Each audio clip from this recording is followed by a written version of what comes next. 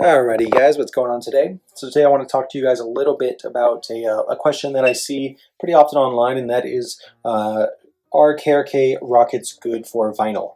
And that is, basically listening to vinyl in any form from any sort of device that plays vinyl, turntables, etc. If you guys don't know about KRK Rokits, KRK Systems is a subsidiary of the Gibson Company. They began manufacturing their KRKs back in 2003 with the Generation 1s. We are currently in Generation 4. It is 2020, and right now you are looking at the KRK Rokit G4 8s. G4 standing for Generation 4, and 8 standing for 8-inch low-frequency driver. KRKs are, your kind of budget-friendly studio monitors. They're great for mixing, great for producing. For the past 2 decades, they've been very, very popular in the the budget-friendly production community, especially for EDM and hip hop producers. They just kind of gained a really, really good reputation in that sphere, although they've kind of stretched beyond what a lot of people imagine their limits would be, and they're just really, really great studio monitors all around. That being said, they, in my eyes, are more suited for mixing and production rather than any sort of, high fidelity listening or active listening or things of that nature. But that doesn't mean that you can't use them to listen to vinyl. And in fact, a lot of people do use these studio monitors to listen to vinyl and to, listen to their music regularly, even if they're not mix engineers or producers, just because they have a really, really nice sound.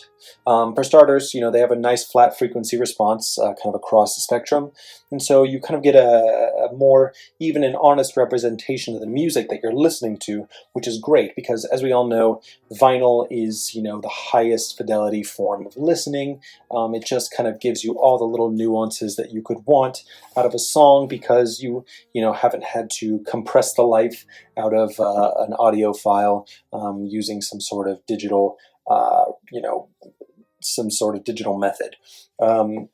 So it really pairs, or these really pair well with vinyl. Now, of course, you're going to have to get the proper cables to hook up your record player to the studio monitors, and that's why I wanted to show you a little bit about what you have going on back here in the back for the KRKs and the Generation 4 specifically, because they have changed. You do have a balanced input that's in the back. This comes either with an XLR or TRS cable, so you can plug either of those in. Just make sure that if you do get a TRS, which is a tip ring sleeve cable, that is balanced. You don't want an unbalanced instrument cable, or else you're just going to pick up more noise than you would want, and that's no fun. So whatever, it really depends on what you have coming out the back of your record player or turntable. Some people have RCA cables. If so, you're going to have to get an RCA to a stereo XLR or stereo 1/4-inch adapter.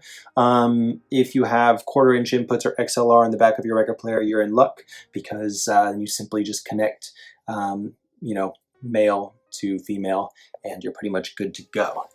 Yeah, that's it. So to kind of answer your question, just overall, do I think that KRK systems or KRK Rokits are good for listening to vinyl?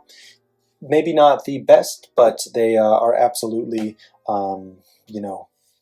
okay to listen to vinyl with, and you definitely can if you're looking for a more honest listening experience. All right, guys, if you have any questions or insights, please feel free to let me know in the comments. All right, take it easy.